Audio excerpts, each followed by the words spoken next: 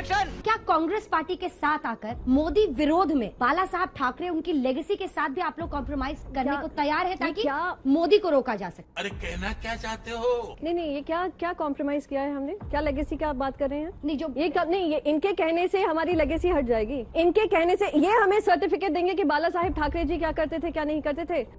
ये बड़ी अच्छी बात कही आप। हमने हर एक वही काम किया जो बाला साहेब ठाकरे जी उस पर विश्वास रखते थे।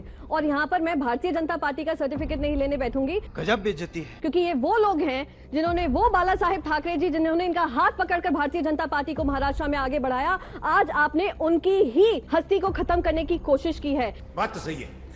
ये गद्दारी देश नहीं भूलेगा, महाराष्ट्र तो खास करके नहीं। दोस्तों, गोदी मीडिया के गोदी एंकर मोदीनामा में इतना अंधे हो गए हैं कि बोलने से पहले कुछ सोचते समझते भी नहीं और कुछ भी बकैती करते दिख रहे हैं। आपने ये डिबेट भी देखा कि गोदी एंकर मोदी विरोध में कंप्रोमाइज करने को तैयार है, जिस पर प्रियंका चतुर्वेदी ने तरीके से इस गोदी एंकर की क्लास लगा दी। कहा कि भाजपा के कहने से हमारी लेगेसी हट जाएगी क्या? मतलब कि गोदी एंकर भी भाजपा की बोली बोलते हुए दिख रही हैं। इसी वजह से आजकल ऐसे गोदी मीडिया के गोदी एंकर पर कांग्रेस पार्टी ने शिकंजा कसना शुरू कर दिया है। खैर, गोदी मीडिया और भाजपा को प्रियंका चतुर्वेदी ने धोखेबाज भी बता दिया। बाला साहब कांग्रेस विरोधी थे, कुछ भी कांग्रेस का समर्थन राहुल बाला गांधी को साहेब, मैं आपको डिफेंड उनके करना। 3 इंस्टेंसेस भी बता सकती हूँ बाला साहेब ठाकरे जी के, जहाँ उन्होंने समर्थन दिया था कांग्रेस पार्टी को। आपको उनकी सोच समझनी होगी कि वो देश की आगे सोचते थे, पार्टी पक्ष बाद में सोचते थे। यही नहीं, अभी और सुनिए। उनका देश कहीं खत्म नहीं होना चाहिए। देश में जो हमारा सोच है, विचार है, वो नहीं खत्म होना चाहिए। इनसे पूछिए, जब राष्ट्रपति का चुनाव हुआ था डॉक्टर प्रतिभा पाटिल का, क्या वो भारतीय जनता पार्टी के साथ खड़े थे?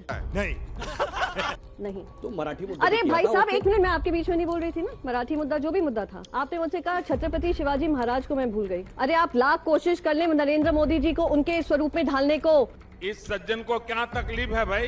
पर देश नहीं भूलेगा कि उन्होंने क्या काम किया है। हमारी सिविलाइजेशनल हिस्ट्री आप नहीं लिखने वाले हैं, देश के मन में है, दिल में है। हाँ जी, तो बाला साहेब कांग्रेस विरोधी थे और ये गोदी एंकर देश विरोधी हैं। इस पर भी प्रियंका चतुर्वेदी ने इस गोदी एंकर को कूट दिया। कहा कि वो देश के लिए सोचते थे, पार्टी पक्ष बाद में सोचते थे। पर ऐसे गोदी एंकरों को ये बात मालूम होते हुए भी ये अपना प्रोपेगेंडा चलाने में बाज नहीं आते। इसी वजह से जब इन्हें भला बुरा कहा जाता है तो ये बौखला जाते हैं। लेकिन इनकी चमड़ी इतनी मोटी हो गई है कि फिर भी कोई फर्क नहीं पड़ता। जो भी हो, प्रियंका चतुर्वेदी ने इस अनऑफिशियल प्रवक्ता अंजना ओम कश्यप की तरीके से बैंड बजाकर रख दी। साथ साथ भाजपा प्रवक्ता की भी तरीके से धुलाई कर दी। हमारे सामने में आर्टिकल्स बहुत क्रिटिकल भारतीय जनता पार्टी के बारे में भी आते थे जब ये गलत जाते थे। और हम जहाँ भी देश की बात आएगी उसमें हम कॉम्प्रोमाइज करने वाले नहीं हैं। भारतीय जनता पार्टी हमें कोई सर्टिफिकेट देने वाली पार्टी नहीं। मजा आया।